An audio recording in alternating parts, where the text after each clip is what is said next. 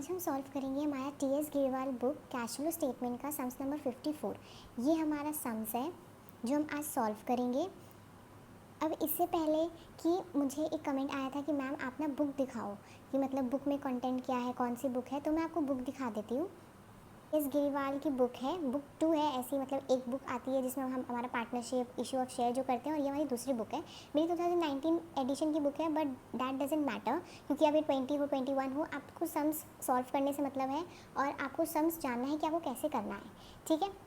और इसके कंटेंट्स उन्होंने मुझे बोला था कि मैम आप कंटेंट्स दिखाओ, तो मैं आपको अभी कंटेंट्स भी दिखाती हूँ। हमारा सेक्शन सी से आता है। इसमें से ये जो चैप्टर 1 है ये खाली आपका थ्योरी आता है और इससे एक क्वेश्चन आता है और इन दोनों में ऑप्शन आता है, ठीक है। तो ये हमारा कंटेंट्स है। आई होप आपने जो मुझसे पूछा था मैं वो क्लियर कर पाई। अगर आप देख रहे हैं तो प्लीज़ कमेंट करिएगा। पहले दिखाया था, हम सीधा एडिशनल इन्फॉर्मेशन में चलते हैं। मैंने आपको इसको मतलब मैंने इसके बहुत सारे सम्स करके बताया है, इसका फॉर्मेट बताया है, क्या चीज़ कहाँ पर आता है वो भी मैंने बताया है। तो आई होप आप सबको अभी तक वो सब याद हो गया होगा, क्योंकि उसके बिना कैश फ्लो नहीं बन सकता। तो हम सीधा एडिशनल इन्फॉर्मेशन में चलते हैं, क्योंकि मैंने आपको बताया था कैश फ्लो बनाने से पहले आपको वर्किंग नोट बनाना ज़रूरी है। तो आपको जो फॉर्मेट है 2 पेज का जो फॉर्मेट है उसको खाली उसका फॉर्मेट बना के छोड़ दीजिए और सीधा वर्किंग नोट पे पहले जाइए। तो हम सबसे पहले वर्किंग नोट 1 देखते हैं। तो इसमें लिखा है during the year plant and machinery costing 35,000 accumulated depreciation charge there on 20,000 was sold for 28,000। अब ये सम्स मैं इसी एडजस्टमेंट के कारण करा रही हूँ, क्योंकि इसमें एक बहुत ही न्यू चीज़ है जो कि है एक्यूमुलेटेड डेप्रिसिएशन। यूजुअली हमें एडिशनल इन्फॉर्मेशन में एक्यूमुलेटेड डेप्रिसिएशन बहुत बार दिया हुआ होता है, बट यहाँ पर अगर आप गौर करें तो यहाँ हमें हमारा ये जो बैलेंस शीट है ना, इसमें भी दिया हुआ है एक्यूमुलेटेड डेप्रिसिएशन। तो आपको ये याद रखना है, जब भी आपका एक्यूमुलेटेड डेप्रिसिएशन करके आपकी इस बैलेंस शीट यानी इस क्वेश्चन में भी दिया हो तो इसका अलग एडजस्टमेंट होता है। तो अब हम इसका एडजस्टमेंट देखते हैं। हम सबसे पहले लिखेंगे वर्किंग नोट और उसमें 1 करके लिखेंगे। सबसे पहला जो हम बनाएंगे वो है plant and machinery account. Plant and machinery account बना दिया। प्लांट एंड मशीनरी अकाउंट का मैंने आपको बता रखा था कि बैलेंस बीडी हमेशा डेबिट साइड आता है और जो सीडी होता है वो क्रेडिट साइड आता है। तो बैलेंस बीडी है आपका 4,10,000 और बैलेंस सीडी है आपका 6,90,000, वो हमने यहाँ लिख दिया, ठीक है। नेक्स्ट इसमें जो एक्यूमुलेटेड डेप्रिसिएशन चार्ज 20,000 जो यहाँ दिया है ना, वो आप यहाँ लिखेंगे। It is compulsory. आपका जब ये दिया हुआ हो, क्वेश्चन में एक्यूमुलेटेड डेप्रिसिएशन दिया हो, तो उसका ट्रीटमेंट में आपको क्या करना है, सबसे पहले प्लांट एंड मशीनरी अकाउंट खोलेंगे, उसका BD/CD लिखेंगे और इसके साथ ये जो एक्यूमुलेटेड डेप्रिसिएशन दिया होगा ना 20,000, ये आप यहाँ लिखेंगे। ये आपको यही लिखना है, इसके अलावा आप कहीं भी नहीं लिखेंगे, ठीक है। उसके बाद क्या दिया है, वो सोल्ड फॉर 28,000। तो सेल हुआ है, सेल मैंने आपको बता रखा है बाय बैंक अकाउंट करके सेल करके यहाँ पर आता है, ठीक है। ये आपने लिख दिया। अब नेक्स्ट हमें जानना है कि अब बेचा है तो इसमें ये नहीं दिया है ना प्रॉफिट में बेचा है कि लॉस में बेचा है, तो हमें वो निकालना पड़ता है। तो वो हम कैसे निकालेंगे, वो हम निकालेंगे 35,000। याद रखिएगा जो कॉस्टिंग दिया है उससे माइनस करेंगे एक्यूमुलेटेड डेप्रिसिएशन 20,000, तो हमारा आएगा 15,000, ठीक है। अब 28,000 से 15,000 माइनस करेंगे तो हमारा आएगा 13,000। वो 13,000 हमारा प्रॉफिट में आया, ठीक है। वहीं अगर सपोज करिए कि इसको इससे माइनस करते, कोई भी अमाउंट लेते और उसका 29,000 आ जाता, तो 28,000 माइनस 29,000 करते तो 1,000 जो कि नेगेटिव में आ रहा है वो हमारा लॉस होता है, और लॉस हमेशा क्रेडिट साइड आता है। तो ये प्रॉफिट हुआ है, तो यहाँ पे टू स्टेटमेंट ऑफ PL 13,000 यहाँ से प्लस करके यहाँ से माइनस करेंगे तो जो आएगा वो बैंक अकाउंट परचेज करके आ जाएगा। ये हमारा एक प्लांट एंड मशीनरी अकाउंट बन गया। अब हमें जो ये जो एक्यूमुलेटेड डेप्रिसिएशन है ना, इसका अकाउंट भी बनेगा, विच इज़ कंपल्सरी, आपको बनाना है और इसी के बाद ही बनाना है। तो एक्यूमुलेटेड डेप्रिसिएशन अकाउंट, तो एक्यूमुलेटेड डेप्रिसिएशन अकाउंट क्या हमारा लायबिलिटी होता है जो कि हमें पे करना होता है। तो इसका बैलेंस बीडी हमेशा क्रेडिट साइड आएगा। तो ये जो 60,000 है ये यहाँ आएगा और बैलेंस सीडी जो है वो 90,000 यहाँ आएगा। अब ये जो एक्यूमुलेटेड डेप्रिसिएशन आपने यहाँ किया, इसे क्रिस क्रॉस करके यहाँ पे इस नाम से लिखना है, which is plant and machinery account, PM मत लिखिएगा, ओके। ये 20,000 आप यही लिखेंगे और फिर यहाँ से प्लस करके यहाँ से माइनस जो भी आएगा वो आएगा आपका बाय डेप्रिसिएशन अकाउंट, ठीक है। अब आपको ये याद रखना है कि आपका इधर ही डेप्रिसिएशन आएगा। अगर सपोज आपका यहाँ पे छोटा मतलब यहाँ पे बड़ा होकर यहाँ पे छोटा हो रहा है तो इसका मतलब आपका सम्स गलत है। एक्यूमुलेटेड डेप्रिसिएशन जब भी हमें दिया होगा क्वेश्चन में और जब हमें ऐसा बनाना होगा, आपका हमेशा डेप्रिसिएशन इधर ही आएगा, ठीक है। ये हमारा ये वाला एडजस्टमेंट खत्म हो गया। अब हम दूसरे एडजस्टमेंट में आते हैं। तो वो लिखा है during the year non current investment were sold at a profit of 25% which is transferable to capital reserve. तो यहाँ पे हम नॉन करेंट इन्वेस्टमेंट अगर हमारा देखें तो हमारा नॉन करेंट इन्वेस्टमेंट दिया हुआ है, तो इसका हम खोलेंगे हमारा लेजर अकाउंट। तो हम इसमें बैलेंस बीडी और बैलेंस सीडी लिखेंगे, वो हमने लिख दिया विच इज 70,000 एंड 50,000। अब यहाँ पे क्या दिया है, were sold at a profit of 25%। तो सबसे पहले हमें इसका सेल निकालता है। तो यहाँ पे पहले कितना था 70,000, अब कितना हो गया 50,000, यानी कितना से कम हुआ है 20,000, ठीक है। यानी 20,000 का बेचा है, हमें बेचने का पता चल गया कि इसने कितना में बेचा है, इसने 20,000 रुपये में बेचा है। पर इसमें एक और चीज़ दी है, sold at a profit of 25%, मतलब जो 20,000 रुपया है उसका 25% और ऐड करना पड़ेगा।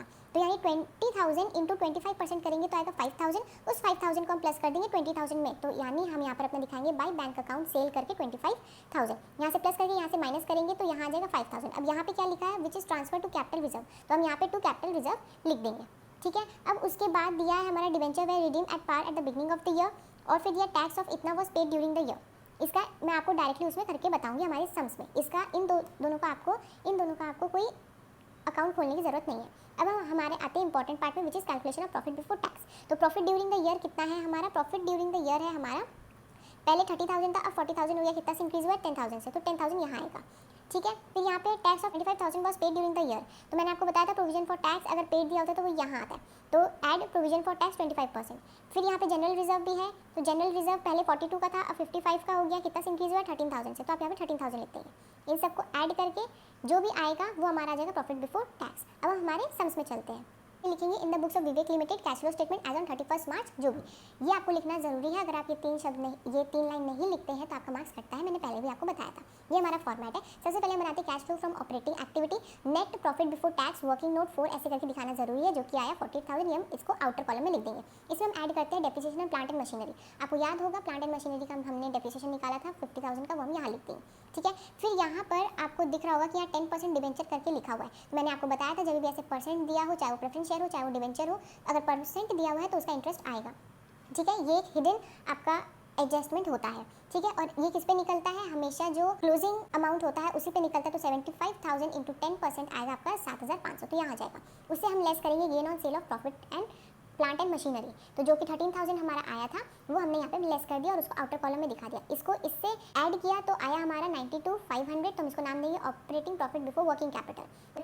ऐड और लेस करते हैं इंक्रीज और डिक्रीज इन करंट एसेट्स और करंट लायबिलिटी, ठीक है। तो सबसे पहले हम ऐड में देखते हैं, अगर हम ट्रेड पेबल में देखें तो पहले 90,000 का था, अब 1,50,000 का हो गया, तो ये कितना से इंक्रीज हो गया 60,000 से, तो इंक्रीज इन करंट लायबिलिटी हमारा जाता है ऐड में, तो increase in trade payable, TP मत लिखिएगा, ट्रेड पेबल ही लिखिएगा 60,000, ठीक है। उसके बाद हम देखते हैं हमारा इन्वेंट्री है, तो इन्वेंट्री हमारा पहले 60,000 का था, अब वो 80,000 का हो गया है, यानी इंक्रीज इन करंट एसेट्स वो लेस में जाता है, तो इंक्रीज इन इन्वेंट्री 20,000 लेस में आ जाएगा, ठीक है। फिर ट्रेड रिसीवेबल है, पहले 30,000 का था, अब 90,000 का हो गया है, यानी वो 60,000 से इंक्रीज हो गया है, तो वो आएगा इंक्रीज इन ट्रेड रिसीवेबल 60,000। इसको अंदर ही प्लस माइनस करके जो भी आएगा आप बाहर लिखेंगे, इसको इससे ऐड करके इससे लेस करेंगे तो आएगा आपका 7,500, जो कि आप नाम देंगे ऑपरेटिंग प्रॉफिट। उससे लेस करेंगे लेस टैक्स पेड 25,000 का, क्योंकि इसमें कोई भी टैक्स मेड या प्रोविजन फॉर टैक्स का इसमें नहीं दिया, इसलिए इसका अकाउंट नहीं खोला, ठीक है।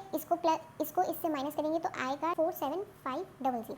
उसके बाद हम बनाएंगे हमारा cash flow from investing activity. इसमें सेल और परचेज का ही बात होता है, तो sale of non current investment जो हमने बेचा था 25,000 का यहाँ आ गया, sale of plant and machinery 28,000 का आ गया, purchase of plant and machinery 315,000 जो कि हमारा बैलेंसिंग फिगर आया था, इसको नेगेटिव में दिखा के प्लस माइनस करके नेगेटिव में आया 262,000 जो कि होगा net cash used in investing activity. फिर आएगा हमारा cash flow from financing activity.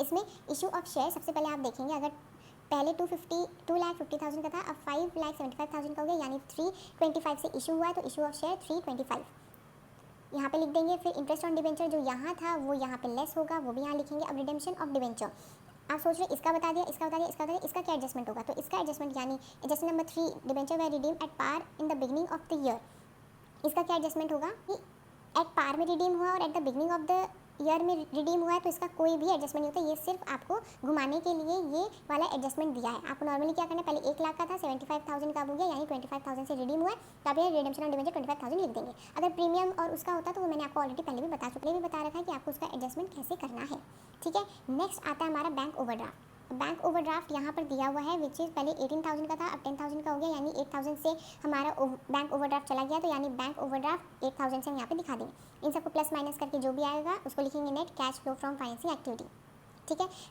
फिर हम इसको इससे लेस करके इससे प्लस करेंगे तो हमारा आएगा 70,000, उसका हम नाम देंगे net increase in cash and cash equivalent, ठीक है। फिर हम उसमें ऐड करेंगे cash and cash equivalent eight the beginning of the year, तो आप देखेंगे कैश एट बैंक हमारा पहले 20,000 का है, तो हम इसमें 20,000 प्लस करेंगे, तो इन दोनों को प्लस करके जो 90,000 आएगा वो cash and cash equivalent at the end of the year करके आएगा, जो कि हमारा यहाँ से प्रूव हो रहा है कि हमारा सम्स राइट है। तो ये बहुत ही अच्छा सम्स था, आई होप आपको ये समझ में आया होगा।